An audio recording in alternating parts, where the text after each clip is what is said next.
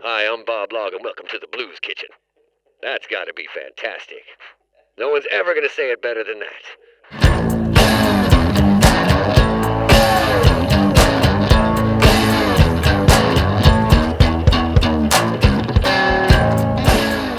Bob Log III from Tucson, Arizona is a one-man band like absolutely nothing you have ever seen.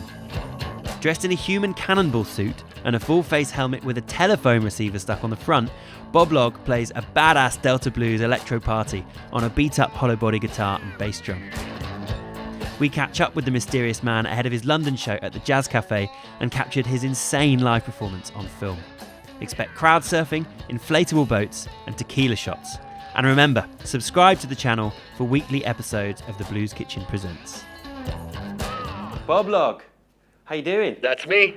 All right. Man, it's been a long time since we hung out. I'm here in the Blues Kitchen again. Nice to see you. I owe you always, Liam, for that time you kept all my stuff for me when I had to leave suddenly, quickly, and you got to Yeah, hang you onto had to my skip amp the and drum. country for some reason. I came back and it was all shiny and perfect. I mean, you're looking well. Thank you, I'm feeling well. How's my hair? It's real good. Yeah, real good. So come on, tell us about your travels around the world. What have been your highlights of the last few months? What's been going down? It's all insane, man. Everywhere I go, it's a room full of crazy people doing crazy things. Where was I? I was in Perth not that long ago. I got to play in an Anglican church. And I wasn't going to boat. I was like, I'm not going to do the boat. And then I'm like, bleep it. I'm doing the boat. And I got in the boat and went up and down the aisle. I made them take me just straight up and down the aisle. Maybe you could explain to some of our viewers what you say. I did the boat. Oh, what does doing the boat mean exactly? I'm a guitar player. I do other things to make guitar playing more fun. So I play drums while I play guitar, wear a helmet on my head while I play guitar, and then occasionally I pop balloons, and sometimes I ride in a boat on top of people. And I got to do that in a church, which is just something that I had never done before. Last past week, I went from Belfast to Sheffield to Glasgow to Edinburgh to Newcastle to Liverpool to Birmingham. Now that's a lot of crazy in a row. And that's why I'm possibly a little bit tired right now, but I'm hanging in there just fine. I take my vitamins, I drink my orange juice, and I get everything ready, and then I cause some chaos. Then I clean up the chaos, try not to lose anything, and do it again tomorrow. Amazing. So perhaps we could rewind a little bit. Let's go back to baby Bob Log. I was just a little baby, pooping in my pants. You poop in your pants. Yeah, it was great. You were born and raised in Arizona, right? Well, I was born in Chicago. Born in Chicago. Yeah, I left when I was 4, so I just grew up in Arizona. Okay. Don't really know too much. I remember a couple things in Chicago, but not very much. But when I was a kid, what did I do? I liked to ride my bicycle and go play pinball. You know, that's why people say, do you play the blues? It's like, I don't play the blues. I didn't grow up like T-Model Ford or Arnold Burnside. I wasn't in Parchment Farm for 10 years. I was a kid who rode his bike to go play pinball, and I think my music reflects that. Yeah. Your guitar playing is pretty bluesy, though. I mean, Oh, yeah, it totally comes from the blues, man. Yeah. Everything, all rock and roll comes from the blues Of course, as far as of I'm course. concerned. So, and what I do, finger picking wise, isn't that different from Mississippi Fred McDowell. Yeah. It's like banjo tricks on guitar, basically. If you break down a lot of these guitar players, those are all banjo tricks. Yeah. Which I actually did not know until recently. I thought I was a very good guitar player, and all of a sudden I realized everything I knew and I was doing was really secretly an old banjo trick. It was kind of like getting kicked in the nuts. It was just like, oh crap, I'm a banjo player. Yeah, when was the first time you got your hands on a guitar? The first guitar, well, there was one line around the house when I was a kid, but then when I started to really want to play it, it was my grandma Betty Lou took me to a pawn shop in Chicago when I was visiting her there, and I got this fake SG copy because I loved AC/DC. Yeah. But this thing was really useless. But I didn't care. I was like 11, and I would just make noise on it with my PV amplifier, and then I just never stopped. I mean, I was 11 years old, and I knew exactly what I wanted to do, and that was have as much fun with guitar as possible while sweating, trying to sweat as much as Angus. That was the plan. So, you know what? Something that I've seen it each time you've come and played at the Blues Kitchen, you're at the Jazz Café tonight, is your stage plan. And for anyone that's watching and doesn't know what a stage plan is, it's essentially the technical side of what a live show needs, I suppose, and your layout on stage. Right. It's the best one I've ever seen. Well, thank you. And it's a picture of you that I assume you've drawn yourself. Yeah, I can draw real good with a Sharpie on a napkin. Yeah, and it just says across the top, loud like AC/DC. It's So the most AC/DC was- self-explanatory stage plot, I think, ever. Yeah, This but- guy likes to have fun. Turn I'm him up. assuming that AC/DC was a big thing for you, right? I loved it. It was just how to, again, take the blues, turn it into a party, and then make it ridiculous, you know. And when you combine those two things, I mean, that's what Bo Diddley does too, you know. It's it's like this is the coolest guitar I've ever heard, and I'm laughing till my face hurts. Even Johnny Cash, man. If you listen to live Johnny Cash, every song has a joke in between it. Like he makes you laugh and then hits you with whatever's next. Yeah. But I really like to have fun when I'm in a room full of drunk people. And I don't know how else to do that other than getting people to smile so much their face hurts, and then hopefully they go home and make a baby. So I want to ask you a bit about Do-Rag. Sure. Band you in before, obviously, what you're doing now. With Bob Long, Absolutely. So you had some pretty wild times, what I understand. We were chatting before. You toured with Sonic Youth. You're out with Beck, is that right? With Do-Rag? Yeah, we toured with Beck and the Cramps, Blues Explosion. Amazing. It was all these bands that liked what we were doing. We didn't have a label. Yeah. We were just two guys having fun with music. I think that a lot of these bands were living vicariously through us because, you know, maybe they had labels telling them what to do and what not to do, and you got to do this and that. And we were just basically off our face running around like crazy people. We did learn a lot, though. Like, Ivy really talked some sense into us, I'd say, in a lot of ways. You know, you can drink so much before a show that you don't play good. And Ivy would be like, why are you here? Do you tour to get drunk, or do you tour to play music good? And so that was the tour where I really learned, you know, if you really love music, the drinking is a secondary thing that can happen after the show or maybe a tiny bit before the show. But you don't want to make it the thing you do as soon as you walk in the door. Yeah. I'd rather play guitar good than get drunk is what it came out of that. This is maybe a bit of a personal question, but was setting up and going out on your own as a one-man band almost because there was some massive fallout with Do-Rag? Was it a reaction against, well, sod working with anyone else? I can't be asked for that anymore. It wasn't that so much. I did like touring, I think, more than Thermos did. Okay. But the two of us together, it was the most phenomenal time I've ever had playing music. He's a genius drummer, absolute genius drummer. And when he started to not want to play drums, I mean, I had a choice. It was either go home and shut up or figure out a new way to play by myself when he's not there. Yeah.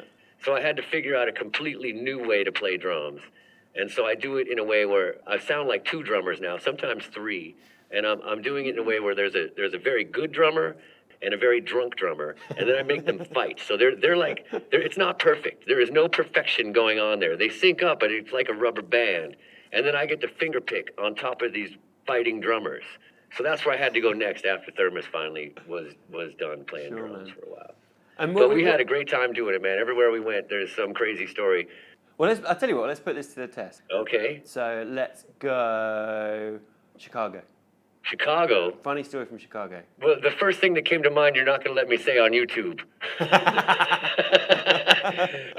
The very first time I ever played by myself was actually in Chicago as well. When Do-Rag was on the tour with Ween and Thermos went home, the next show was in Chicago, and I had 8 hours, and that's when I had to decide, am I going to play by myself or am I going to go home? Yeah. And I said, I don't want to go home. I saw Eugene Chadbourne play in a record store. And I said, all right, if Eugene Chadbourne can play by himself for 40 minutes, I'm good enough guitar player to play by myself for 40 minutes. So I called up Mickey and said, hey, Thermos went home on a bus. Can I come play the show tonight with a helmet on my head and kick a guitar case? And Mickey went, okay. So I drove to Chicago, wrote the songs on the way, pulling over, seeing if I could do it, because I'd never physically played drums and guitar before. Like, literally, I had 8 hours to figure it out. Talk about throwing yourself in at the deep end. I do think that sometimes panic is the mother of invention. You know, sheer panic. There was no, well, what am I going to do? I better figure something out. And so I played that show in Chicago, and you're going to have to bleep this out. A lovely lady took me home and had sex with me all night in her friend's closet. And so I said, I'm going to do that again tomorrow, goddammit. This is great. And every day it got a little bit more complicated with the drums. I didn't just kick a guitar case anymore. What's the weirdest thing that anyone's ever thrown on stage? Well, that's an endless list, man. Top 5, top 3. There was a radish in my baby pool a couple weeks ago. Radish? There was just a radish, a single radish. Okay. Well, of course, there's bras and panties. Oh, one of the weirdest things, I was playing my drum, and all of a sudden my drum sounded funny, and I looked, and there was a dude curled up inside it. He stayed there the whole show. He must have been tiny. He was just in the drum the whole entire time. Amazing. So, coming to the end now, but I mean, what's next? You know, have you got another record coming up? I like to play shows. I like to cause mayhem. I like to make the guitar make people kind of lose their cool. I want their hair messy. I want their makeup messed up. I don't want anybody looking good at the end of the night. You're at the wrong show. So I travel as much as possible, playing guitar as much as possible. And then every once in a while, I get a recording bug, and blam, I'll make a whole record. But I really just enjoy driving around and making crazy people dance. Cool. Well, I can't wait to see you tonight. Right on, Liam. Looking forward to it. Ace, chatting to you. Absolutely, Lovely anytime. to catch up, man. And thanks for the spinach dip. No worries. I'm gonna need everybody in the room to promise me one thing. That you won't let me die during this next particular adventure of what some people might call a song. And by that I mean make me land feet first, goddammit. Let's go! Get this! Come on! Hey!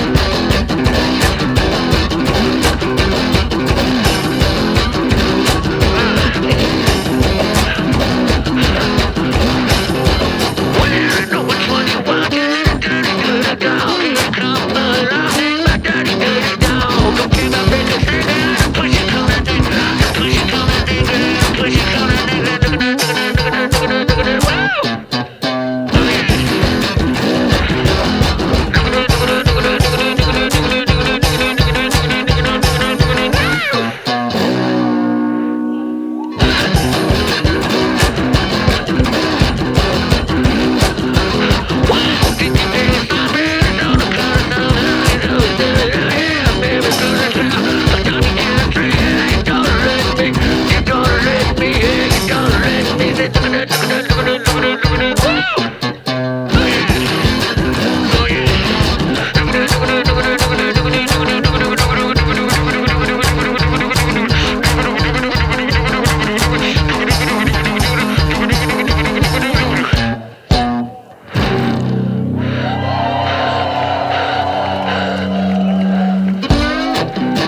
Are you ready, London? Get ready, baby.